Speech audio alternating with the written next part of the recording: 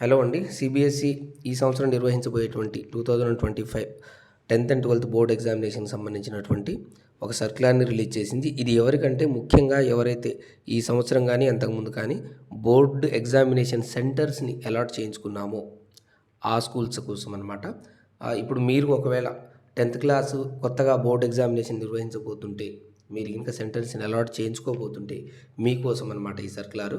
అందులో ఇప్పుడు ఏం చేశారంటే ఈరోజు నిన్ననో మొన్ననో 27 సెప్టెంబర్ 2024 నాడు సీసీటీవీ పాలిసీస్ ఎలా ఉండాలి అనేటువంటి దాని మీద ఒక సర్క్యులర్‌ని రిలీజ్ చేశారు.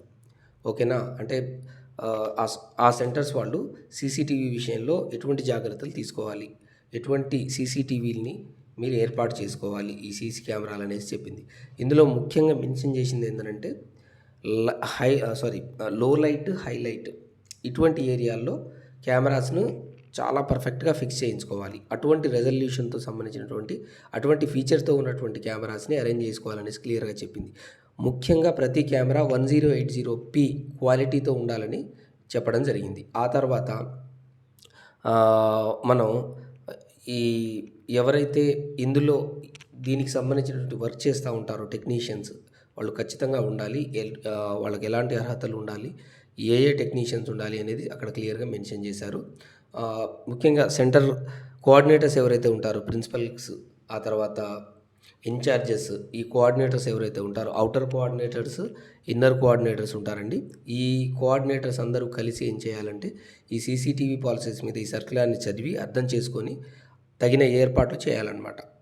అటు తర్వాత ముఖ్యంగా ప్రతిరోజు వీడియో మంచి క్వాలిటీతో రికార్డ్ అయ్యేటట్టు స్కూల్ కారిడార్స్ కావచ్చు, లేకుంటే స్కూల్ ప్రెమిసెస్ కావచ్చు, స్కూల్ ఔటర్ షెడ్స్ ఏదైనా షెడ్స్ ఉంటే కావచ్చు, లేకపోతే గేట్ దగ్గర కావచ్చు, ప్రతి ఏరియాని చాలా క్లియర్‌గా క్యాప్చర్ చేయాలి. అది ప్రతి క్షణం రికార్డ్ అవ్వాలి.